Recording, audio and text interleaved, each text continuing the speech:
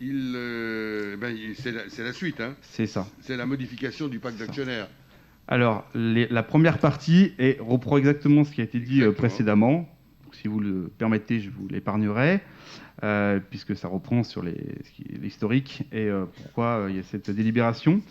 Simplement, donc là, il s'agit d'une modification du pacte d'actionnaires et afin de fixer les règles qui lient les actionnaires entre eux, les collectivités ont contracté un pacte d'actionnaires dont la dernière version a été transmise au conseil municipal. Bon, c'est vrai qu'on parle tout de même d'une somme de 10 900 000 euros derrière, hein, en termes de capital, avec plusieurs acteurs qui deviennent de plus en plus nombreux. Chose intéressante, la rénovation énergétique des bâtiments publics constitue un fort enjeu pour les collectivités locales, et j'espère que là, on sera tous d'accord. L'arrêté du 10 avril 2020 relatif aux obligations d'action de réduction des consommations d'énergie finale dans les bâtiments à usage tertiaire fixe une première échéance en 2030, puis deux autres en 2040 et 2050, qui nécessitent l'engagement d'actions fortes.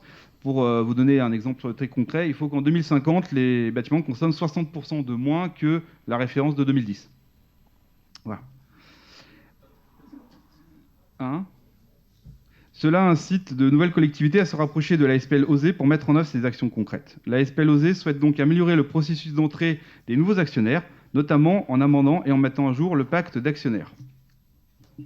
Ceci étant exposé, il est proposé au conseil municipal d'approuver les modifications du pacte d'actionnaires proposées par la SPL OSE et qui consistent à alléger le préambule en supprimant la liste des actionnaires afin d'éviter une mise à jour du pacte lors d'entrée de nouveaux actionnaires.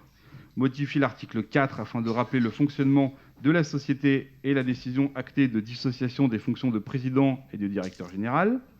Modifier l'article 6 afin d'indiquer comme objectif de rénovation énergétique le niveau de performance BBC, rénovation. Créer un article 6.4 afin de permettre la cession d'actions entre actionnaires. Cet article pourrait permettre un gain de temps sur les formalités liées aux augmentations de capital. Supprimer les articles 8.1, 8.2, 8.3 qui décrivent le fonctionnement du comité des engagements et des investissements, par ailleurs décrit dans le règlement intérieur du conseil d'administration. Et créer un nouvel article 8.1 qui rappelle l'impact des avis pris par les comités d'engagement et investissement. Et enfin, mettre à jour le montant du capital à l'occasion des modifications exposées ci-dessus et remplacer la formulation région Rhône-Alpes par région Auvergne-Rhône-Alpes suite à la fusion des deux régions. Alors ça semble assez logique. L'ensemble de ces modifications sont reprises dans un document intitulé « Modifications proposées du pacte d'actionnaires » qui a été transmis au Conseil général. Enfin, il est proposé au Conseil municipal d'approuver le nouveau pacte d'actionnaires modifié tel que présenté au Conseil municipal. J'espère que je n'ai pas trop zozoté. D'encasser aujourd'hui, c'est un peu compliqué. Très bien, on est arrivé au bout des deux délibérations. Est-ce qu'il y a des questions sur cette deuxième qui est l'application de la première? C'est de la simplification, hein, pour aller plus vite. Voilà. Des votes contre, des abstentions? Merci.